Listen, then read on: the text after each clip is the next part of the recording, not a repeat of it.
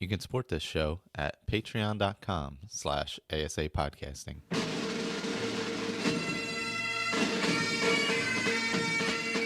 Hello, welcome back. Skyrim Addict podcast, 183. Doing a little Legacy of the Dragonborn. I'm Michael, and with me today is Juan. Hello, everyone. And Colin. Hi, guys. And Ray. Hello, hello. And Victor. Howdy, howdy. Good afternoon. Yep, so we're doing that. Quick show note thing. I just mentioned actually in here. If you're in the Patreon, I am re-releasing the classic Skyrim roundtables. The last one I just did was I'm in the middle of releasing is Roundtable Civil War, which I believe was the 3rd edition of the roundtable. I found them on the old service we used to use and tried to reprocess them to balance out the audio a little bit and do a little noise reduction on them. See how that works out. So apologize if there's any ads in them, because apparently whatever service they were on now throws ads in them. So I edited the one out of the beginning. I don't know if there's other ads or not. So, but yeah, that's it. That's in the Patreon, and then I'm gonna make a folder so they're easily accessible. But that's that. Other than that, yeah, I've been getting into Legacy like everyone else. So it was my first time playing through Legacy or starting any Legacy of the Dragonborn. And Juan, it was your first time, right?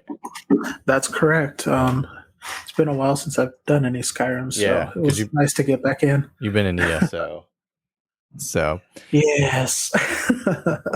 And I know Victor and Colin, you played a ton of it. Well, Colin's played a ton of it. I played an earlier version. Oh, that's right. It was like version 3 something, and played through some of that. Now it's in version 5 something, I think. Mm-hmm. I don't remember. Anyway.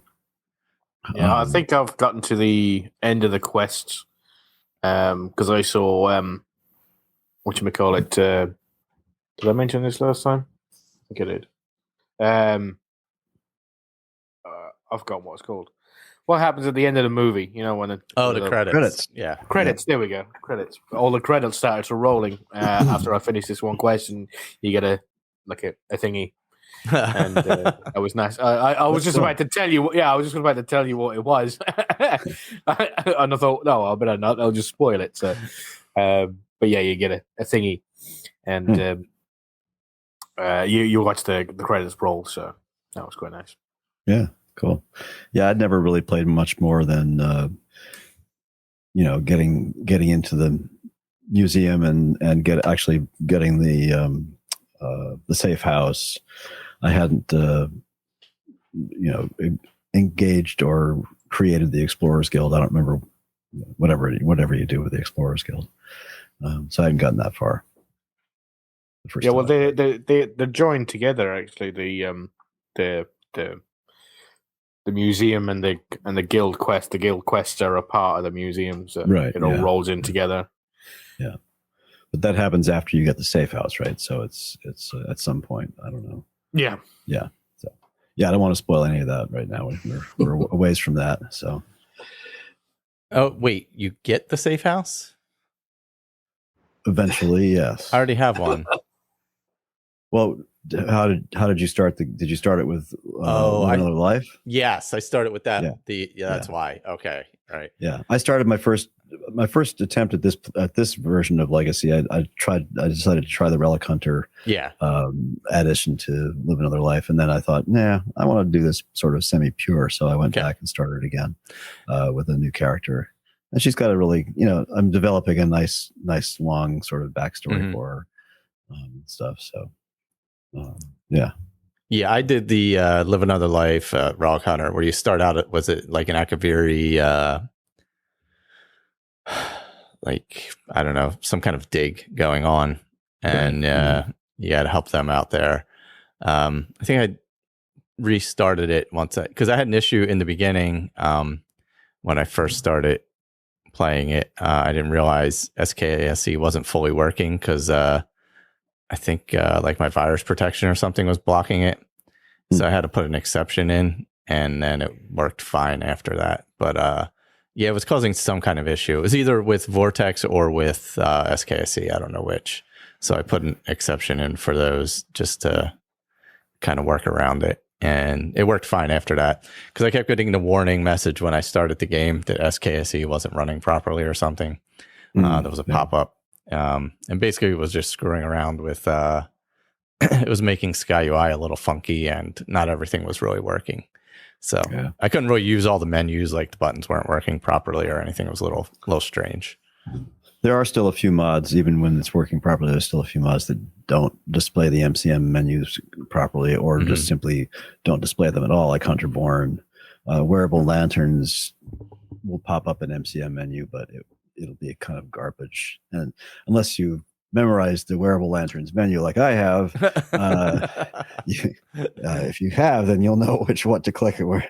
But otherwise, you get a special power, just like you do with Hunterborn. Yeah. They use the power thing to change it. Yeah.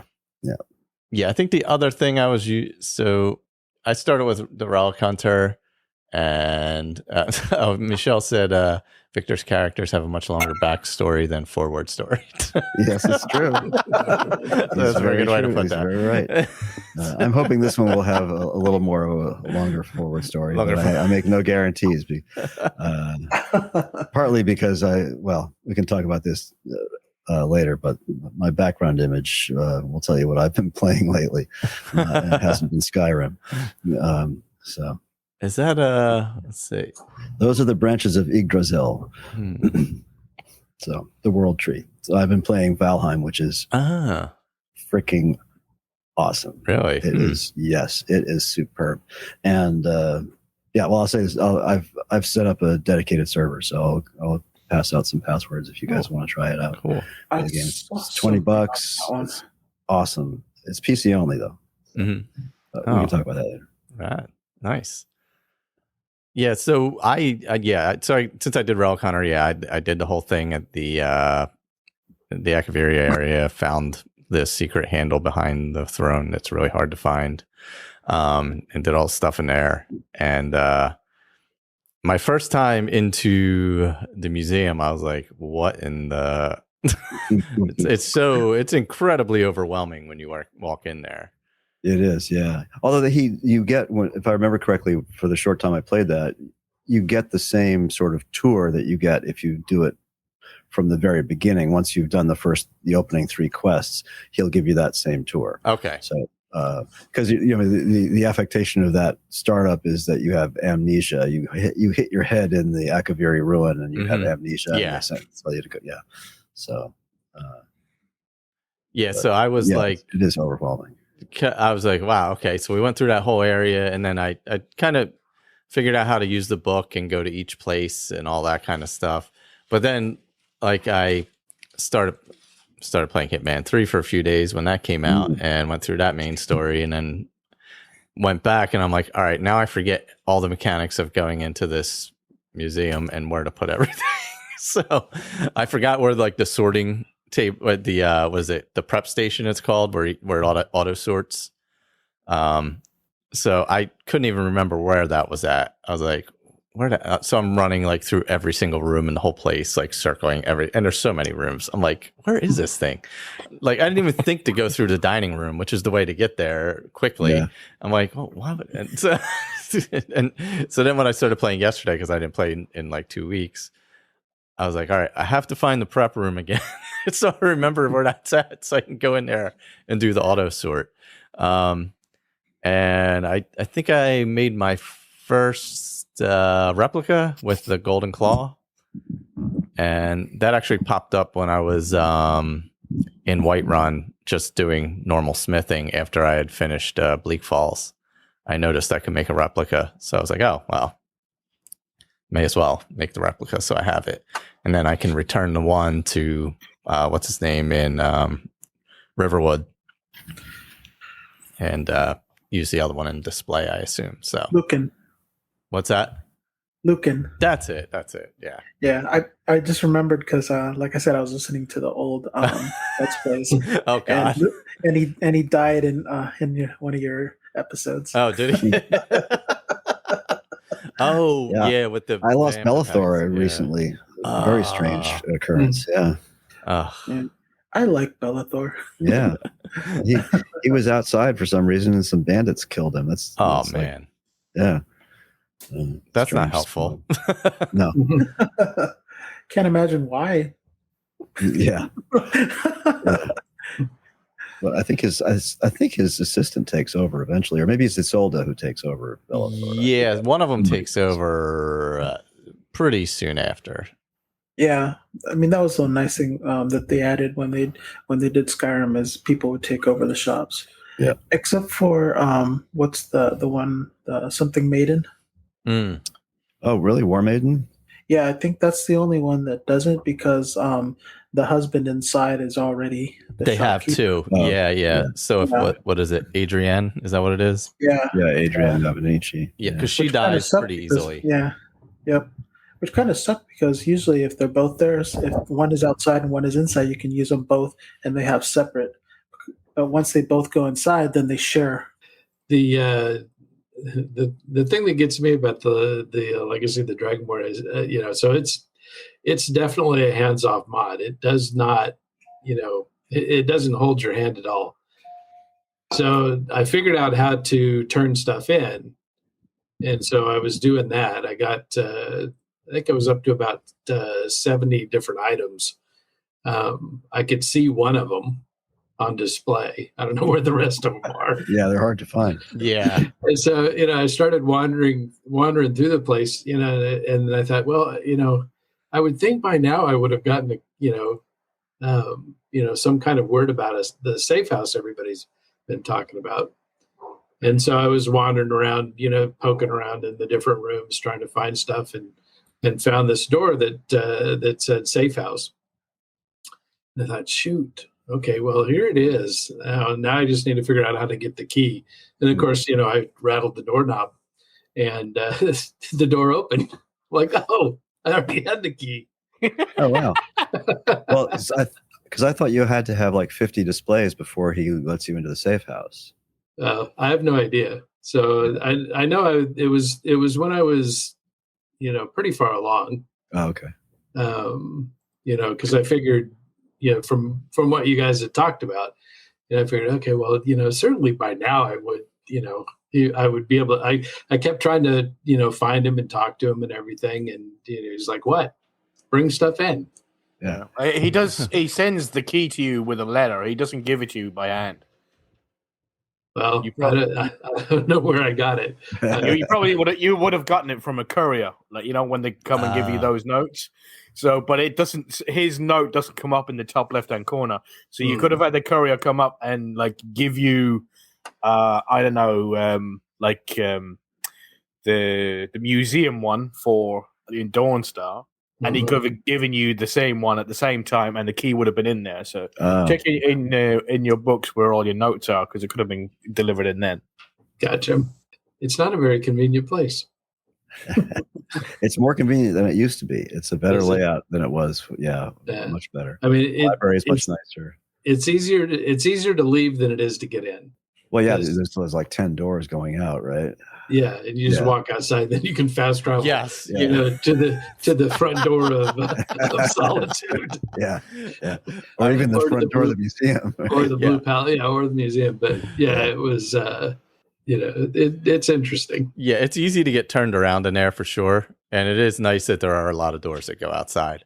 I did figure out how to use the book to get to specific areas, but I have no idea where my displays are. Like I think I have 51 now, and I'm like, I haven't seen one yet, so I'm not sure. They're listed in the curator's companion or whatever. Okay. Book you have. It'll tell you how many displays you have. Yeah.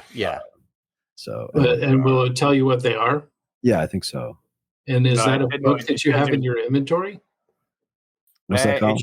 It won't. The book won't tell you where they are. I'll just tell you how many you have.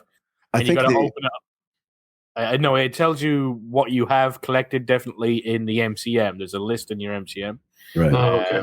But not in the book. The book just tells you, how to display stuff and sort of it will. You'll also get a fast travel thing. No, Not fast travel. Yeah, well, a fast travel thing to all the different parts of the museum. So the book is a big red book, and it's as you at the entrance of the museum. So you walk in the museum, it's right there in the left, on top of the chest or on top of the shelf. That's right near the chairs as you walk in the front door. Gotcha. And that will also give you a quest marker for Orion, so you know which part of the museum he's in, so you can run straight to him. Yeah. There's also there's a mod called the Curator's Companion, which adds a much more detailed list of things, including a big MCM menu that you can go into and find all of the displays, what you have, what you haven't got, and turn things on and off, and turn different quest mods on and off and things like that. So that's worth adding if you haven't yet. I think you can add it once you start. Yeah.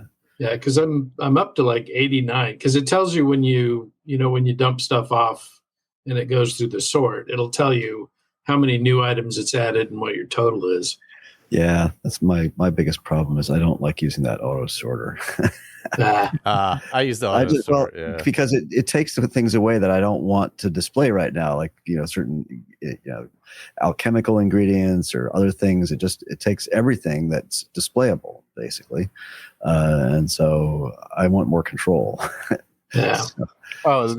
There isn't an auto sort, but there is a chest right next to the auto sort. So right next to, in between the auto sort and the table where you make your replicas, there's a chest, and it's a really nice looking chest. It's got a blue sort of cloth over the top of it, and you open that up, and then you put everything in there that you definitely want to display, and then you close it. Then it asks you, do you want to try and just display stuff? So if there's some things that you think that might be for display, but you don't know, like you got a book that you've never heard the name of. And instead of going through the auto sort, you can put it in that chest. And if it can be displayed, it will be displayed. If it can't, then it just stays in the chest, and you open up it again and take it back out again. Yeah, I think I've used that. Right now, I'm just hoarding stuff in I have a modded house in Solitude that I'm hoarding things in for a while until I get around to.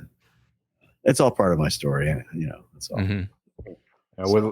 I have on the character that I've got now.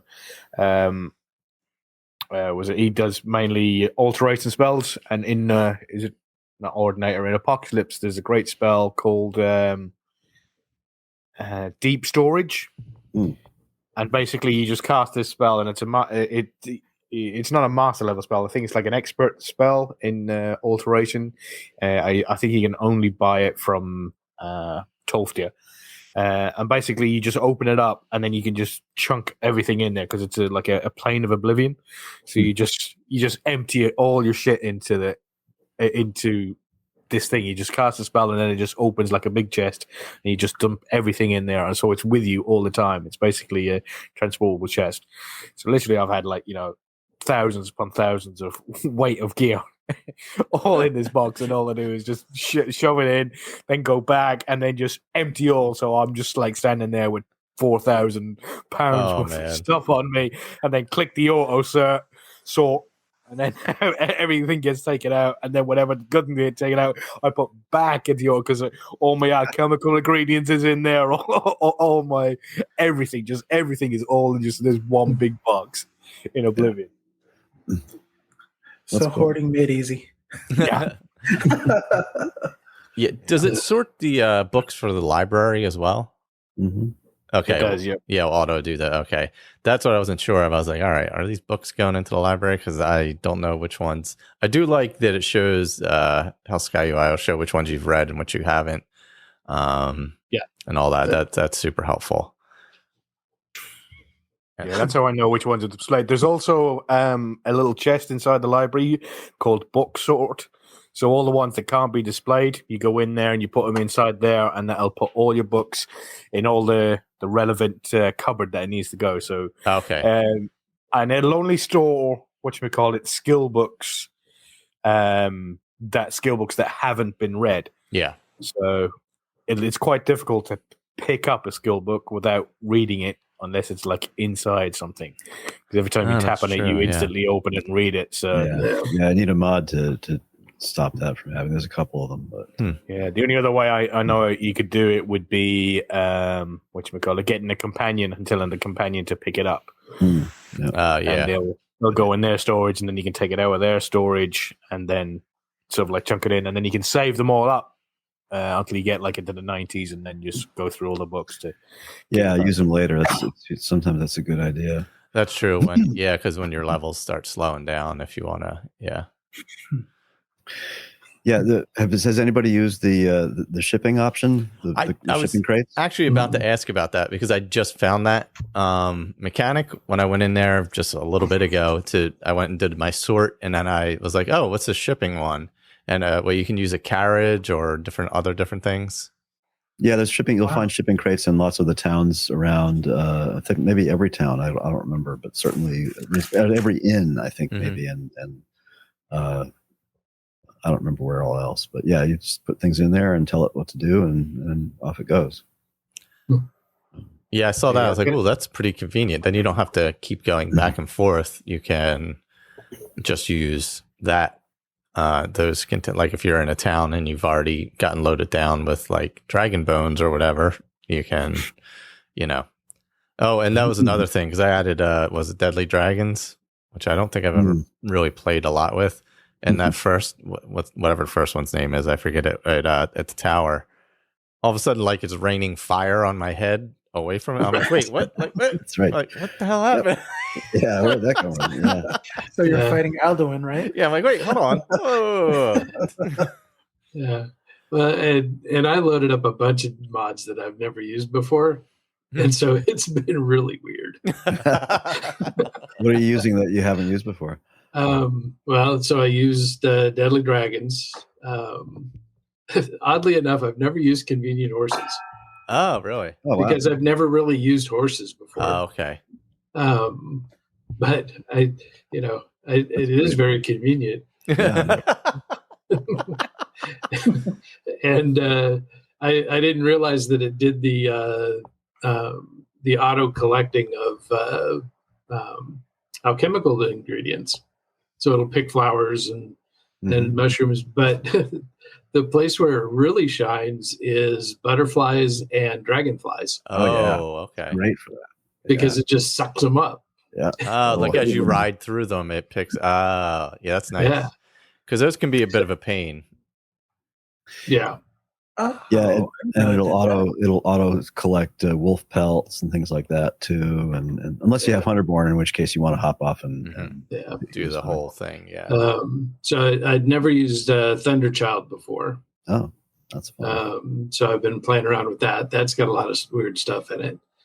And it's kind of dumb though, because I really don't shout. So yeah. But going through the the different steps of that, Zims, I haven't used that before. So I've actually had a problem with that. I ran into a little problem with the file, the white file from Windhelm.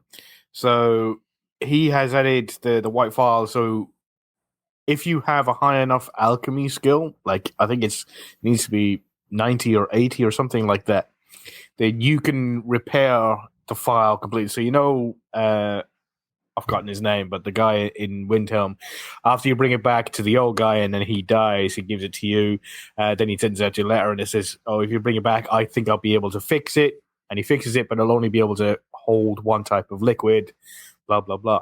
Well, Zims changed it that if you have a high enough alchemy level, there's some tools right next to the alchemy table inside that shop, and you can use those tools to fix the white file, so you can put in any type of liquid you want. You get a little power, you click on it, and it will refill with whatever potion that you want. So even if it's one that you've created yourself, you can put it inside the file, and that's what it'll be every time. It'll refresh every 24 hours. Apart from it's there was a problem with in Zim's original mod, so he's put a hot fix on his mod page, so he'll be able to use his file. But I can't display the file in Legacy of the Dragonborn because of what he's done to it. So I wonder if there's a Zim's patch for Legacy of the Dragonborn in their patch central there. Yeah, I mean, Zim's is integrated into it because he has his own displays for all his stuff, for all his added Thane weapons and everything like that. So, but it still doesn't work, huh? Interesting. No, I think there is a problem that he just hasn't gotten around to fixing yet, and sort of like obviously the Legacy team and him haven't sort of like come together to fix that little problem. I think that when I first got the file the first time, before I brought it back, I could have made a replica of it then and displayed that, but I never did. But once you go back and give it back and then try and get the quest to fix it, because you have to collect all the stuff to fix it. Once I got into that, then it sort of like messed up and I couldn't make a copy of it and I couldn't display the original one even though I had it in my inventory. Yes, I decided since my first time playing it, I did go right into Dragonborn questline, obviously. And I also added Helgen Reborn, so I had to run to Helgen, and what they recommend you kind of go through it just to make sure you activate whatever little things have to happen as you go through Helgen normally or whatever. So I kind of ran through the dungeon and all real quick and back out just to make sure that happened, and just did kind of little stuff like that while I was messing around with it. And then, of course, I got the Dragonstone now and about to head up the 7,000 steps. And yeah, he did give me, was it REN? Is that the curator's name? Gave me a couple quests to do. I think one is at Silent Moon's camp, which I usually head up that way anyway, because I get the next door at Halted Stream. I grabbed the transmute spell pretty early. There's one at Silent Moons. There's one at some Forsworn camp. And the third one's somewhere. I'm sorry, what? Oh, no, I was just saying old habits are hard to break. Yeah, you got to get a Halted Stream. That transmute spell. Yeah, I did go past Anissa's cabin and just spoke to her and left. So I was like, I don't need your house, so let's just have a chat. Yeah. I'm going to leave you alone, and we're going to... I thought you just automatically killed her. I was like, I'm going to... Well, the last time I did that, if you remember, what was it? One of the follower mods, was it Marisi or the other one? I killed her, and then I needed her. Oh, that was already dead. Yeah. Rigmar Bruma. Rigmar Bruma. Yeah. Yeah. She was dead, and then I couldn't go back and because she had been in that game, she had been dead forever.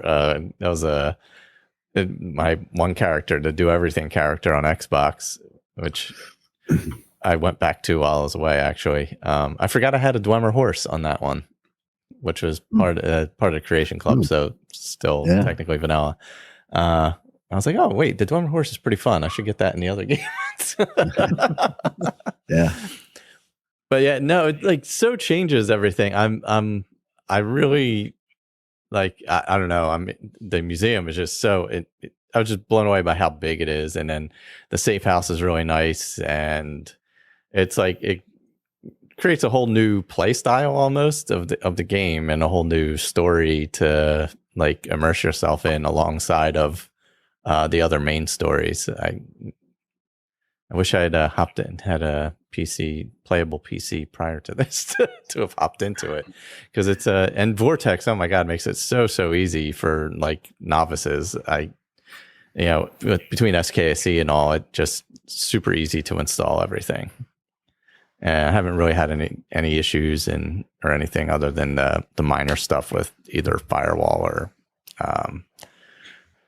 virus protection, one of those causing some kind of minor issue. But other than that, I haven't had any real issues at all. My main issue with my mod list right now, which is well over 200 plugins, but that's because of all the patches for Legacy of the Dragonborn, in large part. But I've had a lot of problems. I've solved them now, but I had a lot of problems with Skyrim immersive creatures. that has caused, it's a known problems. It's a spawn issue, a random spawn issue. You have to make sure to shut off the right random spawns, and then there's a patched version of the main ESP that you overwrite, and everything is fine.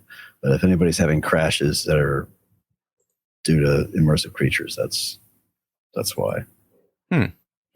Yeah, I'm trying to. My mod list is pretty short. It's maybe like 20 or so. Obviously, art. I did Ars Metallica, Apocalypse Ordinator, Thunderchild, Harvest Overhaul redone, Breeze Home Overhaul, Helgen Reborn, Summer Mist, JK's Skyrim All-in-One, which like just does some upgrades to the towns and villages and stuff. Zim's Artifacts, Convenient Horses, which I don't have a horse yet, so it doesn't really matter. Relic Hunter, Immersive HUD, Sky UI, Flora Respawn, Fix, Fossil Mining, Immersive HUD. Fossil Mining is cool. That's just relatively, that was new to me too. So I highly recommend when you do get the horse, it'll cost you $500, but I think it's 500. But just click on I already know everything. Oh yeah, because going through the training is a little bit of a little tedious. And also be aware that when you use it, if you have a follower, you'll have to buy the follower a horse. Okay. It's not like the old version of convenient horses where they just sort of, the horse would appear. I just picked up Lydia, as a matter of fact, and she is still alive. Excellent. Nice. Of course, you haven't left Whiterun, but that's a good point. Dragon well, no, to be fair, I fast traveled to the museum with her. Oh, okay. And left her there. Yeah. Yeah. It's, so far, my biggest challenge with this, like I said, Dragonborn, is he sent me off to get a statue, a jade statue that's in Bellathor's store, and I have to steal it. And this character was, I was trying not to steal stuff. Uh-huh. Wait, you can buy it. Can you? Yeah, it's in his inventory. Oh, okay. I saw it on the shelf and went to pick it up and saw that it was, steel. So, all right, I'll have to buy it from him. Yeah, it's like 12,000 gold, though. That's okay. I'm rolling in it. Yeah, power potion time, right? Yeah. He's like level 90 in alchemy. So. Oh wow! Yeah. Yeah. You can trade him half a potion for it then. Yeah. Speaking of potions, that was the one thing you can set the with the harvest overhaul, you can set the alchemy, how you level in alchemy. Was it 30, 60 or 100%? Like normal or the lesser percentage. I wish I went 60. I wish I had went 30 because you get enough ingredients where I think 30 balances it out better than the 60. That was one thing that I noticed is a little too. I wish they had that in Ars Metallica as well. I like leveling with the other parts of smithing. I just wish you could balance it a little bit. Yeah, if you use the alternate to Ars Metallica is Cryptopeer's mod, the complete crafting overhaul redone, and that has an MCM, and you can set how fast or slow you level. Okay. Yeah. It needs a little bit more care and patching than Ars Metallica does, but otherwise it's a little more detailed. Yeah.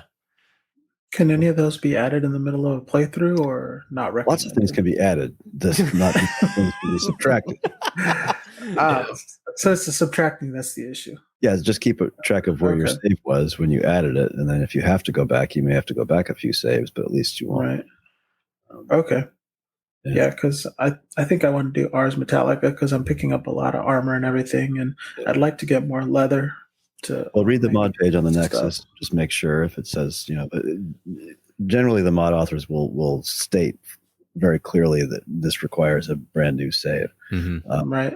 Okay. And if a lot of mods like Ars Metallica shouldn't require one. Yeah, I think I've added that one mid-game before. Yeah. Yeah, I just don't want to add anything too complicated at this point. Yeah. I did all the ones that I've been wanting to play forever, which was the what is it? something of Nocturnal. Mm-hmm.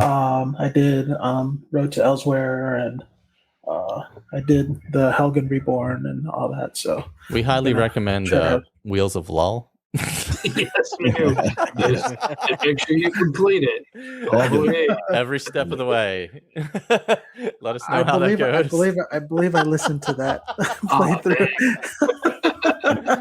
And I think Ray was the only one that finished it. I didn't even finish it. We both got pretty close to the same point up those branches. Was it? Is that what the one up the branches we had to do, or that was the spinning gears, right? Yeah. Yeah. Okay. I think Ray also got the farthest in Bruma too. Yeah. Rigmore Bruma, right? I got all the way to the end of Bruma. Yeah. That one I finished. I thought Colin had finished that one in the past as well. No, I think he's talking about Rigmore. Oh, okay. Yeah. That was another tough one. Oh yeah. I didn't even make long.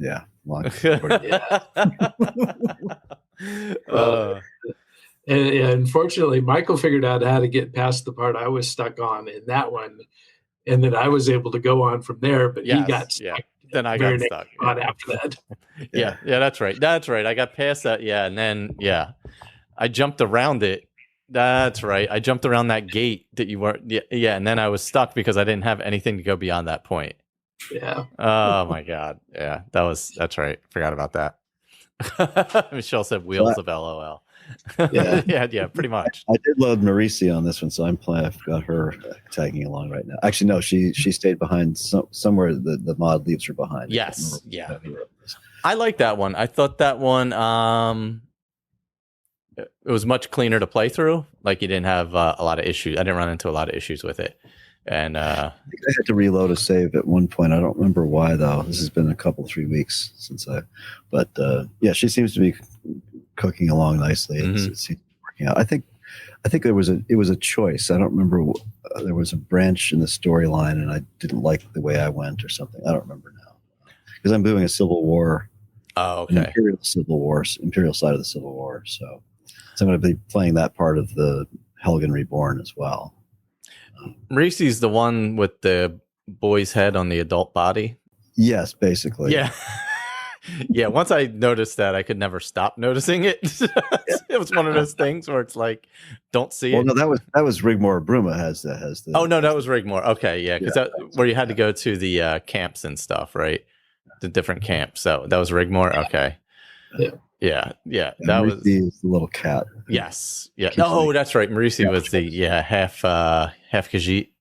Yeah, that's right. Mixing those two up.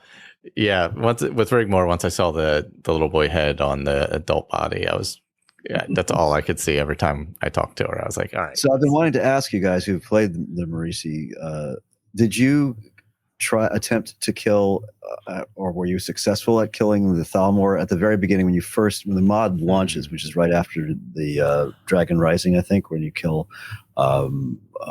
whatever the dragon's name is, starts with an M, at the Western Watchtower, and you're walking back towards Skyrim to go report to Balgruf, and there's an old Khajiit lying on the ground, and there's 2 or 3 Thalmor there. Yeah, that's sort of the kickoff of the mod. At least, did you try to do anything with them? Because she's really powerful. I'm trying to remember. I think I encountered them in Riverwood, I believe.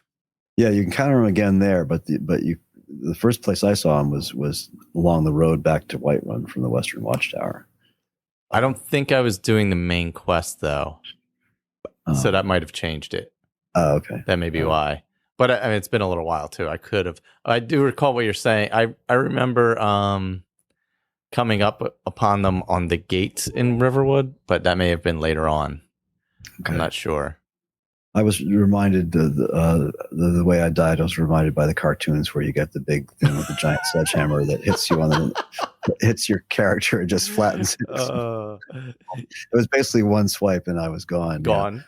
Yeah. I guess I'm really not supposed to attack her. Yeah. I don't think I did attack them the first couple times I came across them, where you just have the conversation with them. Basically, they're grilling you about where she is or whatever. Yeah. But I know I did have to fight them later on, and it was not that simple, especially since I started like at 0.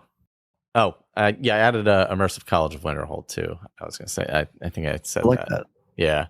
One of the best maps of Skyrim ever drawn is in that mod. Oh, really? Mm-hmm.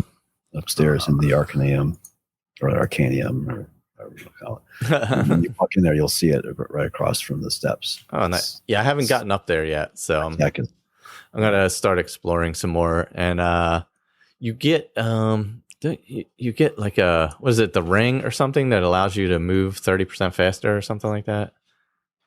I was just about to ask you, have you guys, are you using any of the gear that you found from the mod? Is there any particular stuff that you're wearing that you liked, like the enchanted rings? Because he's added like loads of stuff, and stuff from previous games have been added to it. And it's from Legacy or Immersive College Winterhold? Like from Legacy. Yeah. Not yet. I haven't got any of the Bellhammer or any of that stuff. The ring, I'm not sure what ring it is, but I got it right away or pretty early on, probably because of the Relic Hunter start. But it feels very Oblivion. Like when I jump, when you have your acrobatics are high in Oblivion and you can jump like super high and far.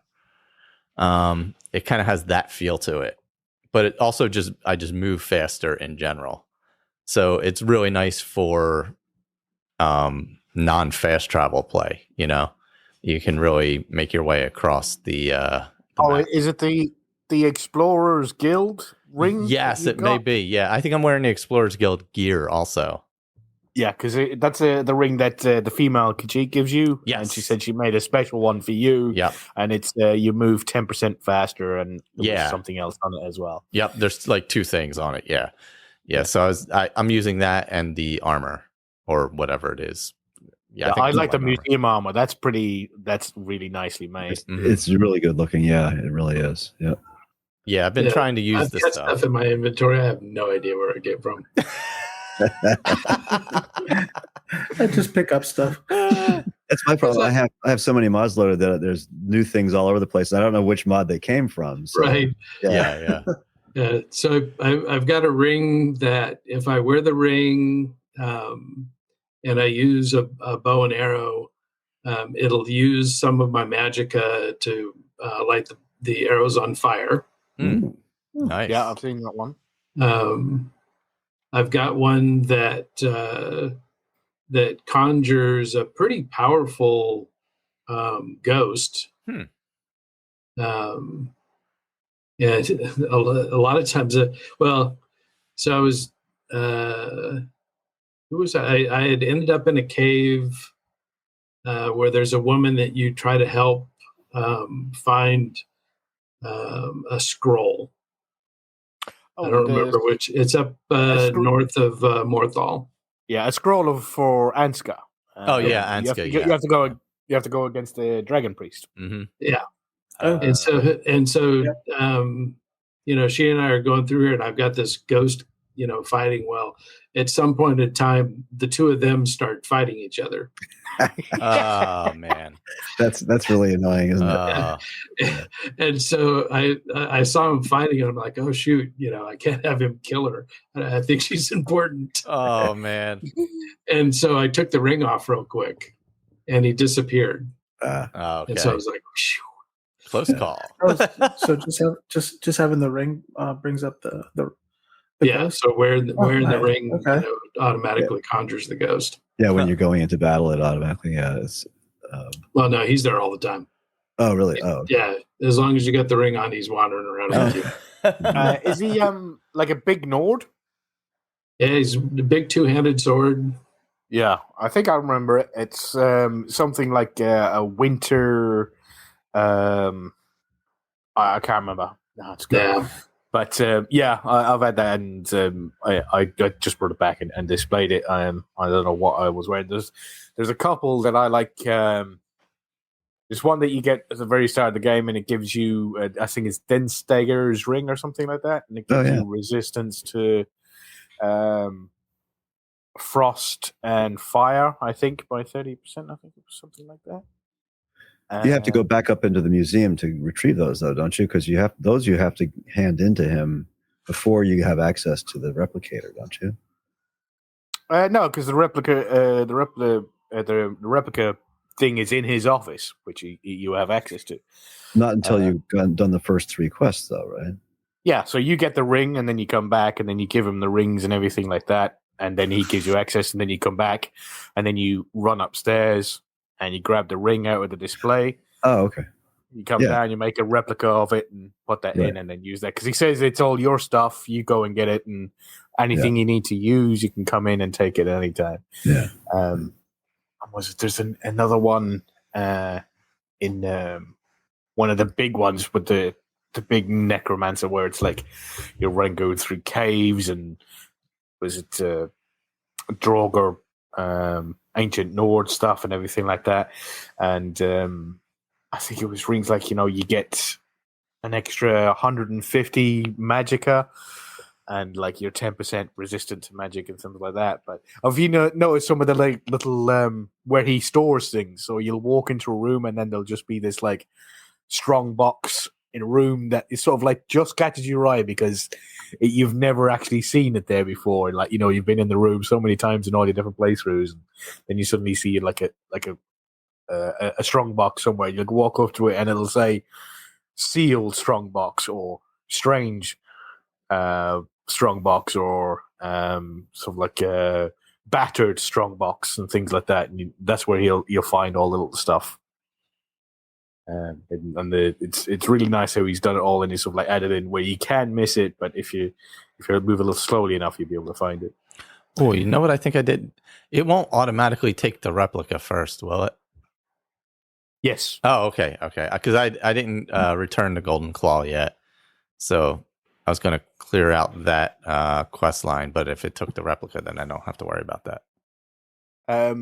Yeah. So the default settings for the auto sort for all the displays will first take the replica if you have one in your inventory. Okay.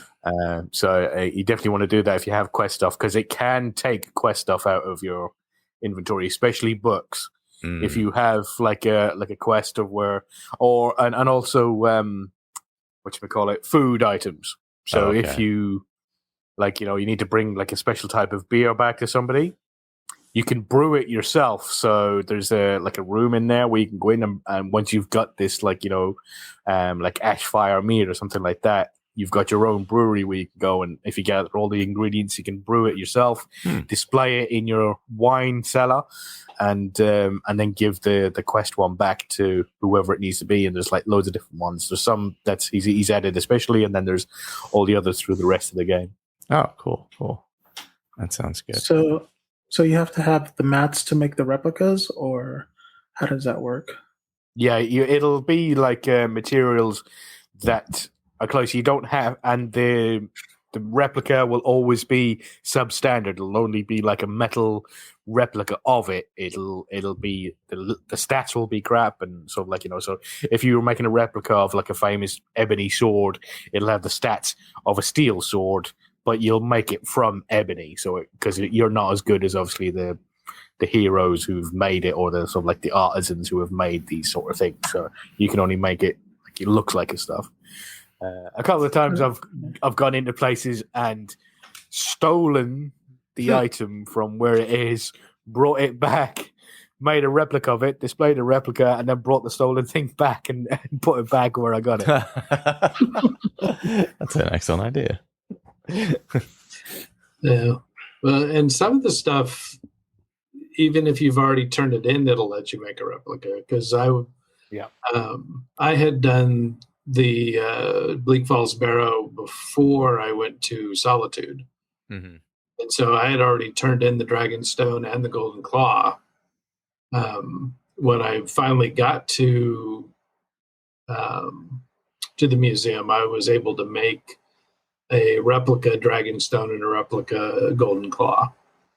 Yeah, I think they say that somewhere, that if it's locked by a quest, if you're required to turn it in, then you can, it'll still give you the option to be.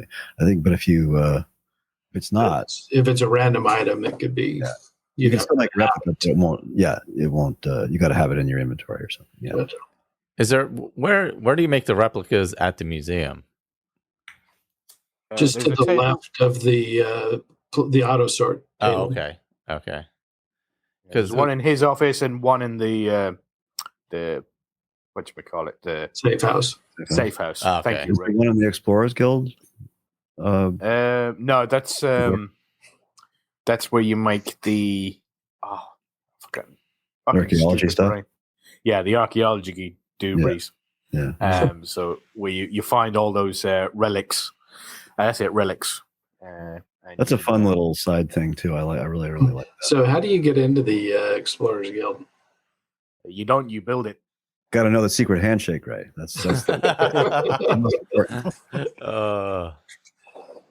You should get a quest from him about sort of when you do the. Have you done any of the bigger quests in the museum instead of him just sending you stuff? Have you got any other quests for the museum? Only the first 3 to get started. Okay. So you got there's a couple of questions. I'll have to see because I did. He sent me to go get the statue from Bellathor's. So I'll have to do that and see if it progresses. I've got some gem I got too. I don't know if that's setting up for those things or not. As I said, you might want to check your notes because some of them are note based. So he'll send you a note and you've got to read it, and that will activate a quest. And then you go back and talk to him about it, and then you'll go on from there. So you might want to check your library. If there's no notes in your thingy, they also could have taken those notes out and put them in your library. That's where that auto sort is so kind of dangerous. Lost. Well, it's not like I would have ever looked to see if it was in there in the first place. I never read my notes. Did you say, Colin, there's also an option to, I think I saw it in one of the conversation trees with him. If you decide you don't want to do one of the things he's given you, you can say, I'm having trouble with this or something, and he'll give you another one. Yeah, so that's a little trick. If you get to the end game of it, where I am now, where I've done all the played through all the quests, and basically you just go to him and he tells you where something is, and you go and you get it and you bring it back. If it's quest locked and you're nowhere near, and it's all at the end of a campaign, like Iskra Moore's shield or something like that, and you have to go all the way through the companions, you don't want to do that. You just say there's something wrong, and then he will auto go, oh, right, it must have moved. I'll do some more research, but why don't you try looking for this instead, and then he'll give you another one. Although that could be something like, Jade something in Skulldafn, which happened before today. You ask him to change that again. Yeah. So the little trick that I learned right at the end. So if you're at the very end of the game, where you're just going back to him because it's difficult to find stuff, you've gone through nearly everywhere. It's like you've got 23 of the Baron's Eye stones, and you're not using the question. You're like, where the fuck is the last one? Which is where I am. I think I've got 20 or 21 of them, and I can't find the other ones. But there's a little trick that by the end of that game, you're going to have so much money you don't need any money. So if you take the quest, go and get his thing, whatever he asks you to collect, and you don't care about getting the reward for the money from him, you can go back to him while you've got the thing because it'll tell you where it is with a quest marker on it. You go back to him and then you say, oh, I'm having trouble, and then he'll immediately give you another quest where the next one is. Whereas if you go back to him and turn it in, you'll have to wait a day before you can come back and ask him for another locate object quest. So it's just a little trick. So if you can keep on going back, and then you can immediately get another quest to get another one instead of having to go to him, give it to him, and then go out, do something, and wait a day to come back and get another quest. Huh. Yeah, that's a good way to do it. Yeah, I got to start doing the quests for him. I wanted to kick off the Dragon Quest thing and kind of go through that first, but now I want to kind of make sure I do his quests kind of in tandem as I'm going through it before doing Helgen and stuff like that. So we did get, and the video is going to go away again. Sorry, Michelle. Apparently when I click on another window, even if I don't minimize the meet window, it makes the video go blank.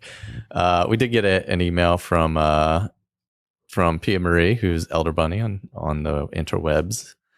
Let's see. So So it's first-time writer and a big fan of the Skyrim Addict podcast. Thank you for making it. It has brought me much enjoyment for my work days. Just quite recently found it, so I have tons of episodes to listen to. This is true. There are a lot of episodes. My name is Pia Maria from Finland, and both Skyrim and Oblivion are on my favorite games. I speak English with a true Nord accent. There you go. And sometimes I make spelling mistakes, so sorry for that. But we all make spelling mistakes, even if we learned English as our first language. So since you guys are now English is hard. Yeah, for sure, because there's some weird spelled words, that's for sure. Since you guys are now doing Legacy of the Dragonborn mod Roundtable, and I've been playing with that mod for quite some time now, I thought, why not roll a new character and join in? Mod is amazing. There are things I'm not a fan of. Some items, features, and perks added by it can be a bit too powerful for my taste, but the good thing is you don't have to use them if you don't want to. I mostly use the mod as a huge display for collections, and it's awesome for that. That's for sure. Favorite race is Argonian, and this time I wanted to create something fun using the lore as my inspiration. So here's what I came up with for the next Legacy run. Try to keep this short. So let's see. So the name of the build is the Retired Sap Seeker. I like that name. This is a piece of lore about Argonian Mire Dancer tribe and Sap Seekers I took from the UESP website. Let's see. The most defining characteristic of the Mire Dancer tribe, however, is piety. This deep reverence for the Hist has earned them the right to name a Sap Seeker for countless generations. The Sap Seeker is the Hist's direct intermediary. Sap Seekers often go into seclusion for days or even weeks on end, venturing either down into the roots or high into the canopy of leaves in the uppermost branches. Here, they commune with the Hist. These journeys into the Hist tax the Sap Seekers and are thoroughly private affairs. After days by themselves, the Sap Seekers emerge to hide away with old books, scrolls, and tablets. The Sap Seeker encounters the embrace of the Hist to learn from the great tree. While in close contact with the roots and branches, the Sap Seeker receives visions from other forms of communication that are very hard to understand. Even the Sap Seeker finds some of what is shown to be mystifying and confusing. They're treated to ancient metaphors, arcane secrets, and visions that make little sense to the creatures far removed from the sap and pulp. The only nourishment they receive during these periods of seclusion is provided by the Hist itself in the form of sap, leaves, and the otherwise forbidden fruit of the tree. There is a price to pay for the gift of Hist communion, however. Ingesting large quantities of Hist sap is a dangerous affair even for Argonians. Sap Seekers routinely suffer the effects of sap poisoning, including gold tongue, which is a permanent change of the mouth pigmentation, unbidden hallucinations, bark scale, which is a thickening of the scales, and other maladies. So the character is basically an old Argonian who has the honor to be Sap Seeker for years. He's called Deep in his Roots. However, time has taken its toll, and effects of the sap have started to linger in the mind of the speaker. He started to feel that he's no longer capable of being the speaker, and it was time for him to retire and name a new, younger, still sharp-minded speaker to take his place. His own mind was already far too fragile and at the edge of breaking into madness, and a mad sap seeker would be very dangerous to the tribe indeed. But just before his retirement, the old sap seeker got one final, although very bizarre, delusional vision from the Hist. The Hist revealed and showed him a huge black shadow that would eat the world and destroy it unless the speaker was somehow able to stop it. It didn't make much sense even to the speaker, but since the past Hists were known to be able to foresee the Oblivion crisis and call all Argonians back, giving them strength and power to protect Black Marsh from the invading Daedra, so even faint visions of upcoming threats were not something to be taken lightly. Who knows, maybe deep in his roots was already crazy, but who would want to risk it? He had to retire from his duties anyway, so why not spend his last days adventuring a bit while he still had at least relatively good health. The Hist also reminded the old speaker about how all Argonian souls return to the Hist when they die, so the more knowledge and experience the Argonian gains, the more it will benefit the Hist, and then in return the future of the tribe generations to come. It was clear that despite deep in his roots deep in Hist roots was already old, his mind and body partly damaged, his purpose and life was not yet complete.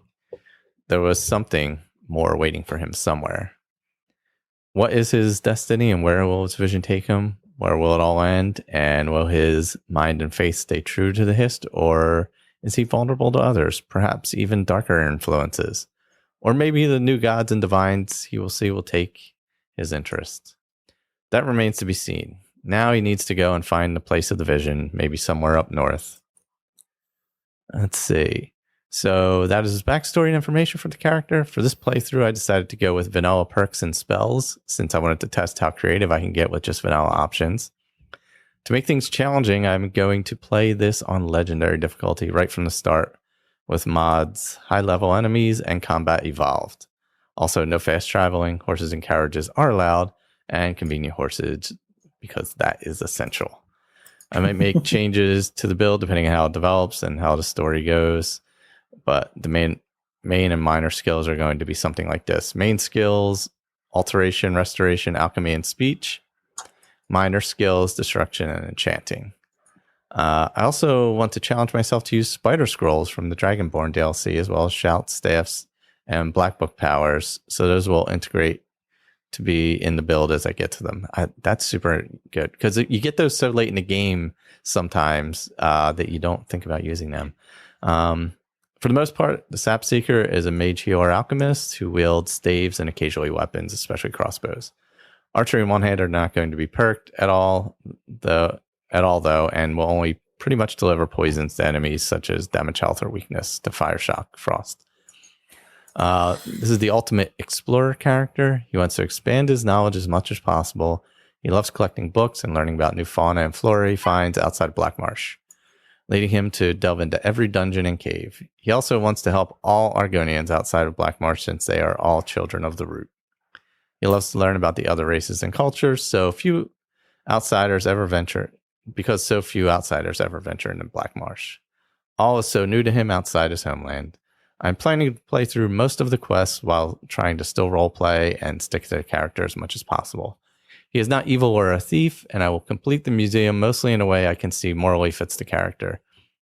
But I have a few ideas how I can justify some of the, let's say, more questionable choices to collect some items. But he is kind and good and always willing to help others. Main roleplay focus for this character is the College Winterhold, main quest, Dragonborn, and Dawnguard, and all types of other small quests where he can simply help or heal people. He is especially interested in doing favors for fellow alchemists, as well as the temples and priests, since he finds the new divines interesting and worthy of study.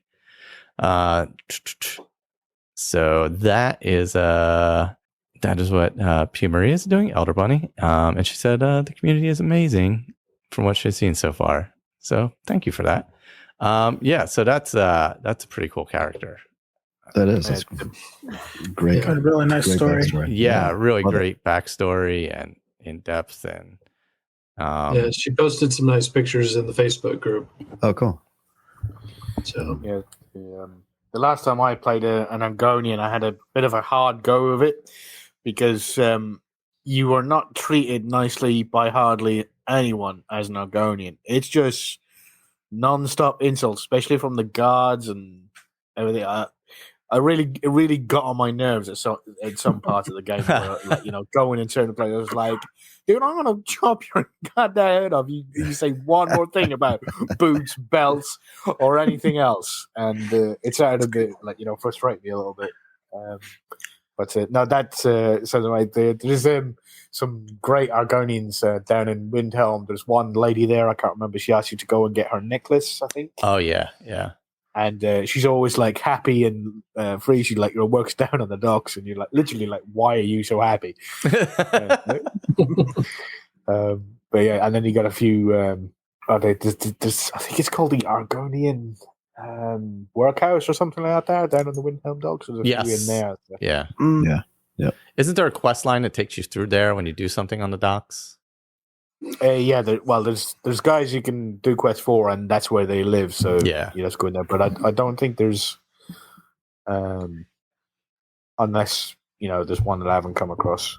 I thought there was one from one of the Argonians down there on the docks.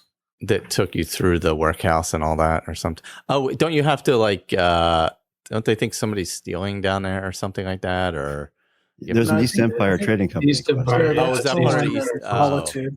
That's what it is. It's part of East Empire. Yeah.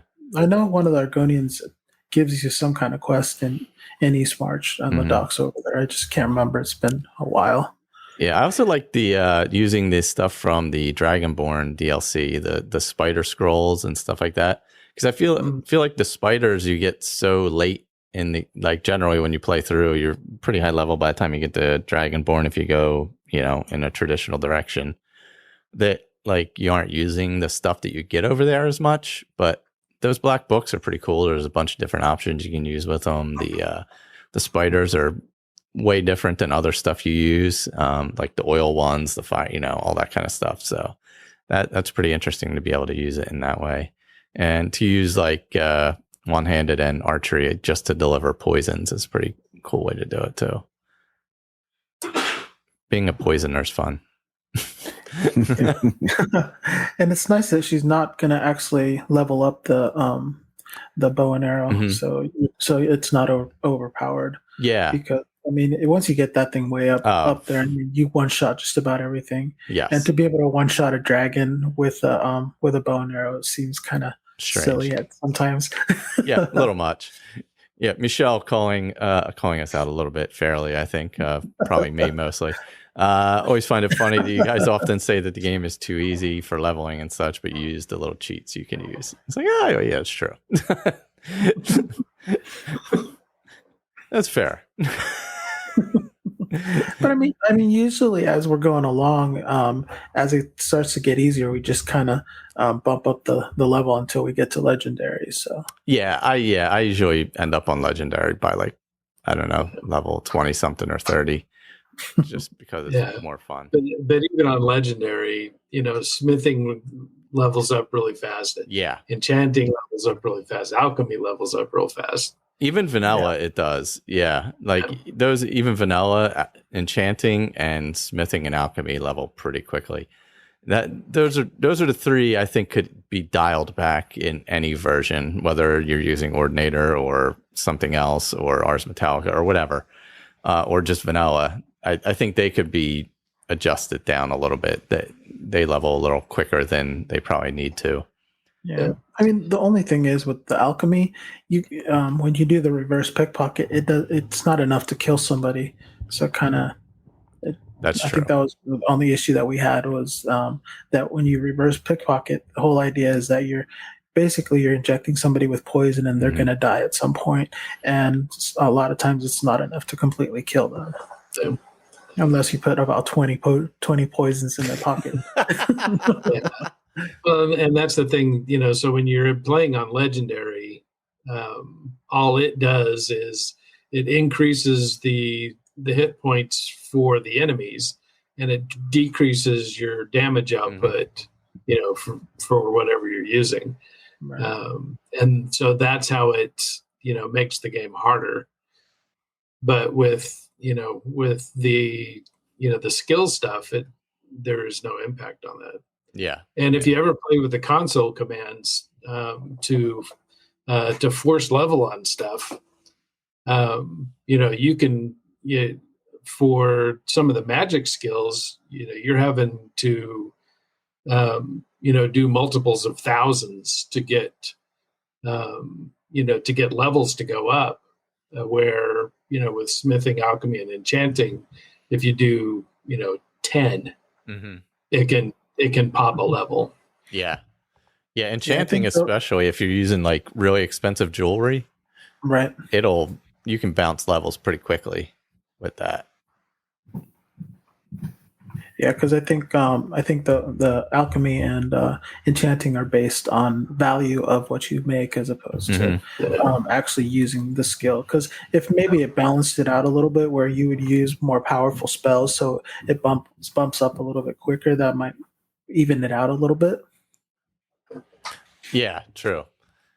Michelle calling out my playing is Michelle is on fire. He's taking us to task. Look, what did he say now? He's basically calling out my whole transmute thing here. So he's like, smithing and enchanting are too easy. Let's go get that scroll to change iron into silver and silver into gold, and let's craft and enchant and sell.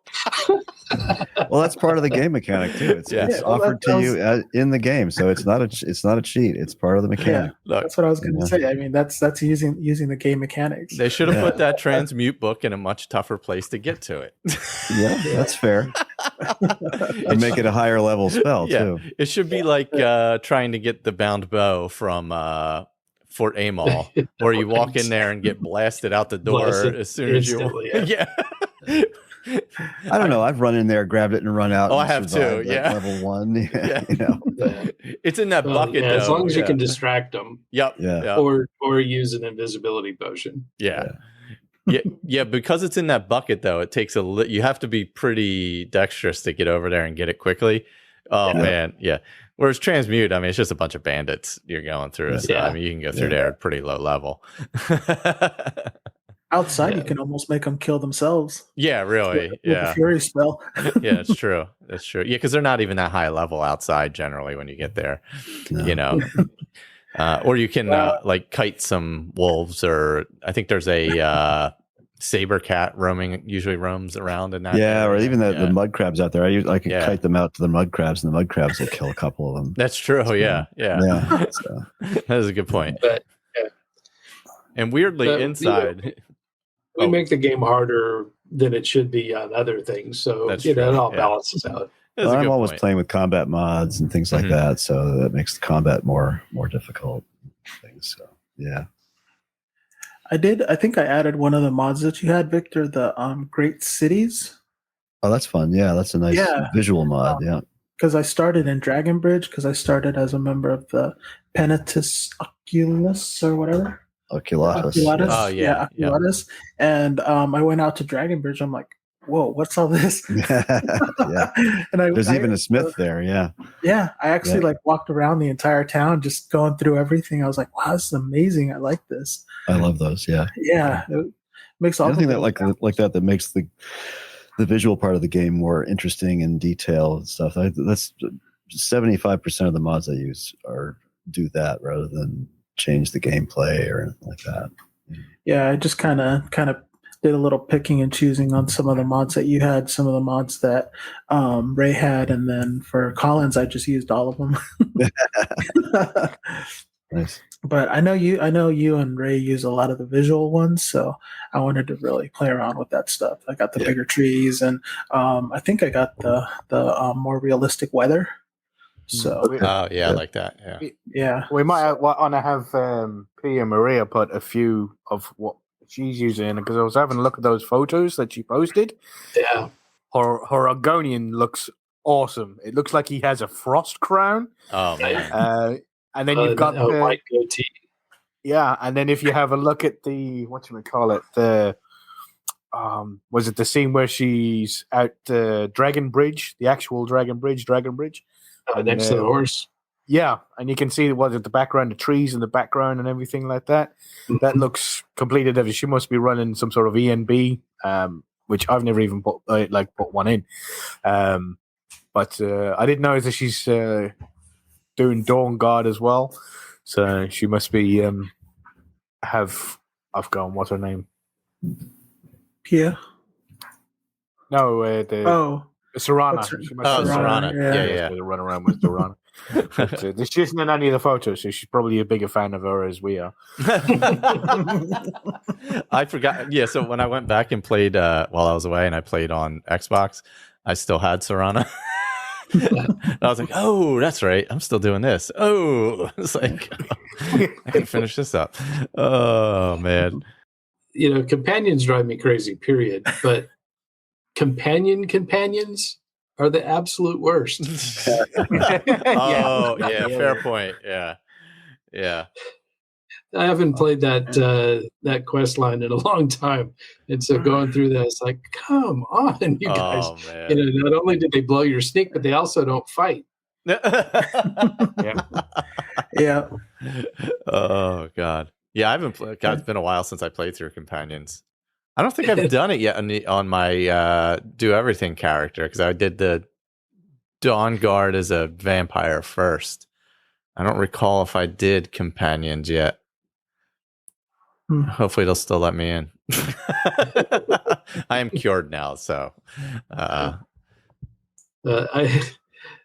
of a sudden my camera started shaking, and I couldn't figure out why. I knew that there was a message that flashed on the screen, but of course I wasn't paying attention. And so, I mean, I just couldn't get it to stop shaking. And, I tried waiting, I tried sleeping, anything to get it to go. And so it kind of dawned on me, well, I wonder if it has something to do with werewolf. Oh, yeah. And so I hadn't taken beast form since the very first, time that you get it. And so evidently it wants you to take beast form every once in a while, or else you get shaky. Oh, jeez. Michelle said he's always been afraid of using Better Cities type mods in case it would break certain quests where the author has put a special location in the city.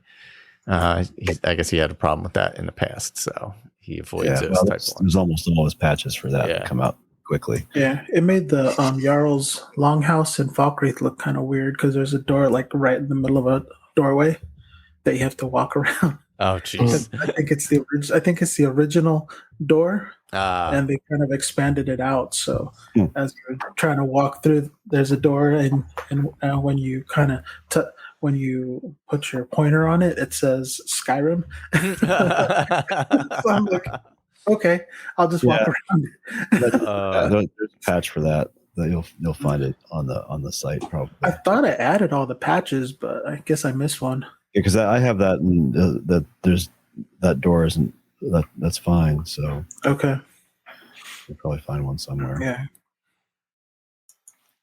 Well, I'm having fun with all those mods, and I can't wait to start the what's it called, the Legend, whatever the mod you guys are finally. Oh, Legacy. Yeah, I'm having fun and can't wait to do some more.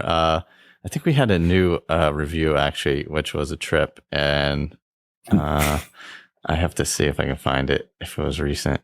Oh, here it is. Let's see. This is from Kira Smith. It's in Great Britain. That's why I can't see it, because it's on the UK store. Not sure why I enjoy this so much. I've been playing. It has been years since I played Skyrim. Sometimes there are wildly long pauses that a different podcast would edit out. This show is like getting stoned with friends and chilling out while they ramble about something that you sort of care about. A legit 5 stars. I was like, I love this review so much. I was like, this is the most perfect review I've ever heard ever.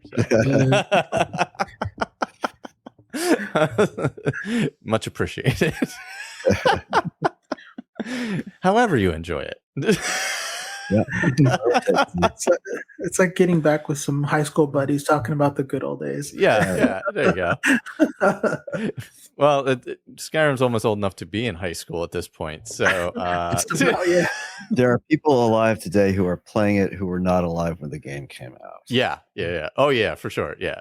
Well, like I said, Connor was 3 when he started playing it. So, So, he's not 3 anymore, but gosh. It's amazing to me that a game is so playable that long. Yeah. I mean, I've even heard of people starting Oblivion again, just for some people for nostalgia, and some people just for the first time ever. Yeah. And it's amazing that all these games. It's so good still. I love Oblivion. I was actually gonna buy Skyrim on PS5 just to see how it looked. I was like, can I justify doing that? Justify? You have to. Yeah, I feel like on every other system, right? I know. I even have it on my the Alexa version, right? Yeah. Oh god. I saw the video on that where the guy's like, Alexa, eat all the cheese, and the wife's walking by, you're lactose intolerant. Oh my gosh. Oh, cat just jumped next to my face. So has there been a new No Man's Sky show? Not this past week. Oh, okay. So we got. I know. I listened to something on No Man's Sky. I've been dragging my feet. After those. Well, you said you had a lot of them recorded. Just got to just haven't edited. I know that feeling. Yeah. Well, you're busy with work and all that, right?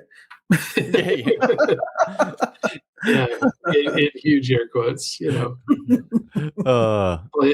Fallout 76, Fallout 4, No Man's Sky, and Skyrim, and Cyberpunk.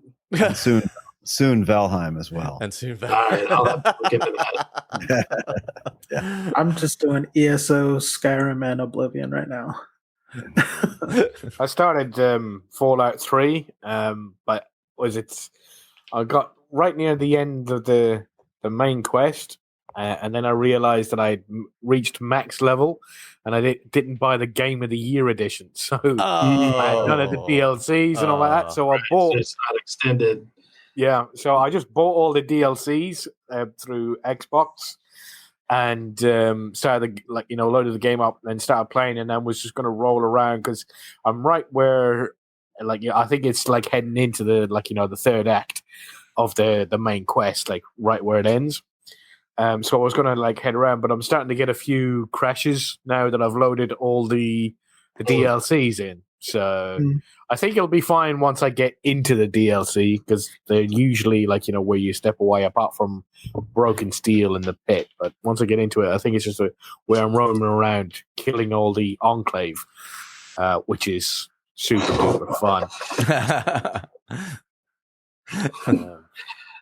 So Michelle must have got a good night's sleep last night. He's on a freaking roll. He's on a roll today. He's scaring us a new one. There are people here that may not be alive when Elder Scrolls 6 gets out. Yeah. Oh man. That's possible. I mean, who knows? It could be a long way off. Oh gosh. Yep. So don't forget, we have the Butcher and Baker in space, right? Fallout feed, 10AD, which is obviously they come on this feed, but there is a separate feed for 10AD where they are released regularly every other week, I believe, at this point. I think I have them scheduled out through April right now, but I got to double check that. Let's Play Skyrim is reposting the old episodes. We split it away from the old Let's Play feed so that Fallout and Skyrim were in separate ones. So that's actually audio Let's Plays of when we played through the original quest or the main quest lines, the factions, the main quest, etc., etc. So if you can actually find that on all your podcatchers as well. Let's Play Skyrim. Will Run For, if you like running. I do a running podcast. It talks half about running and half about a lot of other stuff. Kind of like everything else. And what else do we have? I don't even know. We have the Discord. We have the Facebook group. And Dames Who Game, which was just a recent episode of that. That's where I get my Stardew Valley fix, which was a recent update to that just came out for the consoles the other day. So I'm going to hop back in there. They talk about Animal Crossing and just a lot of different games. 76 and Fallout, of course, on there as well. Yeah, so we got a bunch of stuff happening. So that's all I have. I'm ready to play some more Legacy. Here.